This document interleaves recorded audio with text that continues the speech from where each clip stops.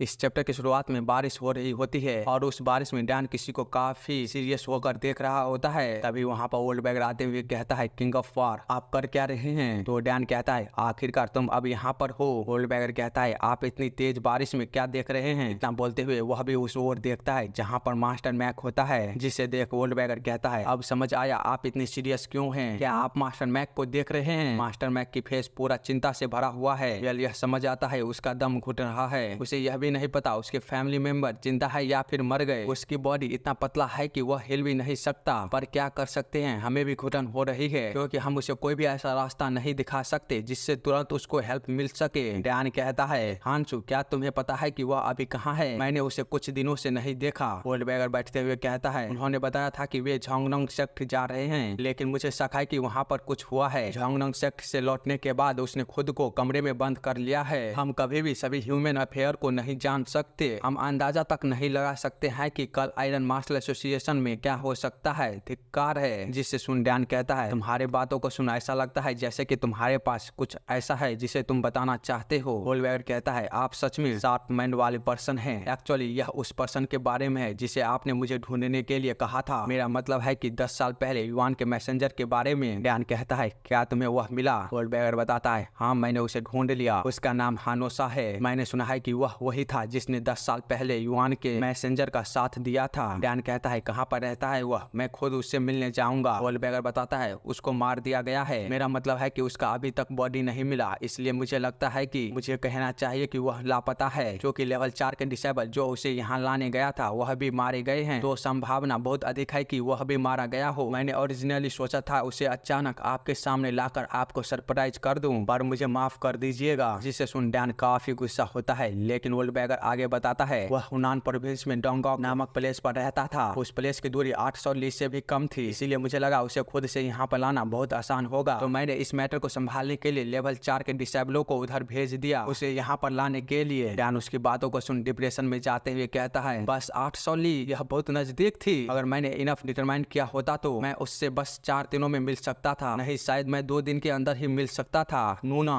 वोल्डबैगर अपनी सफाई में कहता है, मुझे नहीं पता था कि ये कुछ इस तरह बदल जाएगा। उन्होंने उसे 10 साल तक जिंदा रहने दिया, लेकिन जैसे ही उसने किसी को आपके सिस्टर को ढूंढता हुआ देखा तो उन्होंने उसे मार दिया। किसने सोचा था ऐसा हो जाएगा? मैं जानता हूँ कि आप इसको लेकर मुझसे नाराज हैं। इसके बारे में पहले आपको ना इन्फॉर्म करने के लिए। डैन खुद को संभालते हुए कहता है, एल्डर हाउंड यह आपकी गलती नहीं है। लेकिन वोल्डबैगर उसकी आंखों को देख घबराते हुए सोचता है, आखिरकार यह उसकी आंखें कैसी है? मुझे लगता था मैं इस पूरे समय किंग ऑफ वार के साथ रहते हुए उसके बारे में बहुत कुछ जानता हूँ, पर नहीं, यह पहली बार है जब मैंने उसकी ऐसी ठंडी आंखें देखी है। तभी डैन उसकी ओर देख कहता है, मैंने खुद को दूसरे मैटरों में इतना डिस्ट्रैक्ट कर दिया कि मैं सबसे इम्पोर्टेंट चीज को ही भूल गया। होलबैगर कहता है, किंग ऑफ वार एक बार फिर से मैं आपसे माफी मांगता हूँ। पर डैन वहाँ से जाते हुए कहता है, इस घटना के कारण जो बैंक को भारी नुकसान उठाना पड़ा है, इसलिए आपको माफी मांगने की जरूरत नहीं है। जिसे सुन पीछे से होलबैगर आता हुआ कहता है, यह बोलने के लिए शुक्रिया, पर मैं एक चीज को लेकर काफी उत्सुक हूँ। जैसे कि मैंने आपको पहले कहा था, उन्होंने 10 साल तक हानोसा पर नजर रखी थी, तो फिर उन्होंने उसे ऐसे ही अचानक मारने और मुंह बंद करने की कोशिश क्यों की? अगर उन्होंने उसे पहले ही मार दिया होता तो चीजें इतनी मुश्किल होती ही नहीं। डैन बताता है, हो सकता है कि वह इसलिए उस पर इतनी कड़ी नजर रखी हो क्योंकि वह जानना चाहता था कि इससे कौन कांटेक्ट करने आता है, ताकि वह पता लगा सके उसके पीछे कौन है। होलबैगर कहता है, ट्रैकबैक, कोई भी ऑर्गेनाइजेशन कितना भी अच्छा क्यों ना हो, उसके सभी निशानों को मिटाना असंभव है। क्या इसलिए उन्होंने सोचा कि यह पता लगाना बेहतर होगा कि जो व्यक्ति उसका पीछा कर रहा है वह कौन है? जैसे कि उम्मीद थी, युआन का इस घटना से जरूर कुछ लेना देना है। युआन के डिस्ट्रैक्ट होने के बाद उन्होंने अपने नाम को बदलकर नॉर्थ युआन रख लिया। इतना सोचते हुए उसे कुछ समझ आता है तो वह कहता है, क्या वह हो सकता है? पर ऐसा कैसे हो सकता है? गुयांग डाक योग, जिसका कि इससे कोई भी लेना देना नहीं है। मेरा दिमाग ऐसा क्यों भटक रहा है? क्या मुझे यह बात किंग ऑफ वार को बतानी चाहिए? लेकिन यह बस एक अनुमान है, मेरे पास कोई भी सबूत नहीं है। इतना सोचने के बाद वह डैन से कहता है, क्या आप लाइन लिख जा रहे हैं? डैन बताता है, हाँ, मैं आज जेड फ्लावर ग्रुप के मेंबर और एल्डर से मिलने वाला हूँ। होल्डबैगर कहता है, सुरक्षित वापस आइएगा। इतना बोलने के बाद वह पीछे से डैन को जाता हुआ देख अपने मन में सोचता है, अगर मैं सही हुआ और वह सच में इस मैटर से कनेक्टेड हुआ तो हम बड़ी मुसीबत में होंगे। मुझे स्पाई को इकट्ठा करना होगा और इसे जल्द से जल्द कंफर्म करना होगा। अभी डैन उसकी ओर पलट कर देखता है और थोड़ा सोचने के बाद कहता है, अगर आपको अगली बार युआन के मैसेंजर के बारे में कुछ भी पता चले तो प्लीज पहले मुझे बताइएगा। मेरे यादों यादों के हिसाब से उस समय नूना को किडनैप करने वाले का स्किल बराबर है बैटल फैंटम के स्किल के। इसीलिए अगर यदि इन 10 सालों में उस आदमी की स्किल इम्प्रूव हुई होगी तो जरा सा भी गलती आपको भारी नुकसान पहुंचा सकता है। ना बोलने के बाद वह लाइन लिख के लिए निकल जाता है। पीछे से वोल्डबर्गर उसे देखते हुए सोचता है मुझे पता है, लेकिन जब भी मैं मास्टर डैन के एक्सप्रेशन को चेंज होता हुआ देखता हूँ तो मेरा दिल बैठ जाता है। यह मेरी गलती थी जो मैंने उसे इसके बारे में पहले नहीं बताया, इसलिए अब मैं कोई बहाना भी नहीं बना सकता।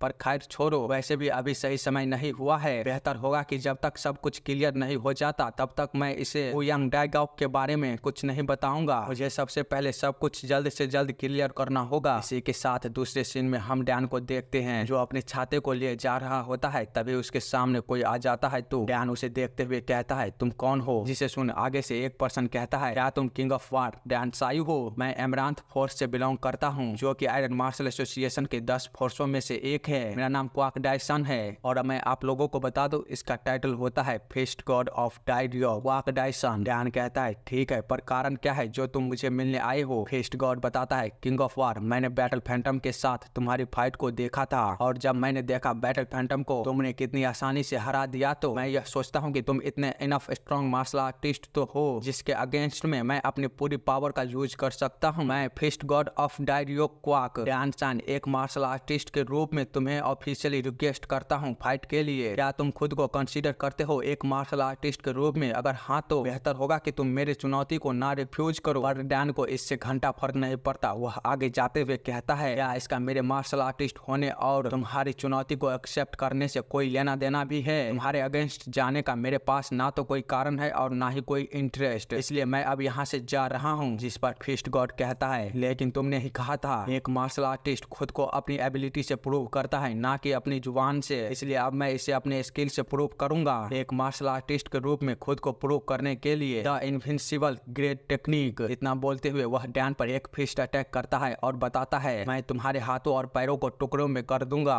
पर हम बस इसके बाद बारिश होते हुए देखते हैं और सीन चेंज होता है जोएल मोरिन की ओर, जहाँ पर वह डैन का इंतजार करते हुए कह रहा था क्या बारिश की वजह से मास्टर डैन को यहाँ आने में लेट हो रही है? तभी उसे कुछ दिखाई देता है। आगे से डैन बड़े आराम से आ रहा होता है और उसके पास पहुंचकर कहता है माफ करना मुझे थोड़ी देर हो गई। जोएल मोरिन कहता है नहीं यह ठीक है, आपका स्वागत है मास्टर डैन, लेकिन आपके छतरी के साथ क्या हुआ? डैन बताता है अरे कुछ नहीं, वो मुझे रास्ते में आते समय कुछ संभालना पड़ा। जोएल मोरिन कहता है अच्छा ऐसी बात है, प्लीज आप अंदर आइए, एल्डर लोग और जेट फ्लावर ग्रुप आपका इंतजार कर रहे हैं। जिसके कुछ समय बाद वह दोनों उस कमरे में पहुंच जाते हैं जहां सभी इंतजार कर रहे होते हैं। लेकिन डैन के भीतर जाते ही सबसे पहले उसकी नजर एक लड़की पर जाती है और फिर वह उसे गौर से देखते हुए सोचता है क्या यही वह पर्सन है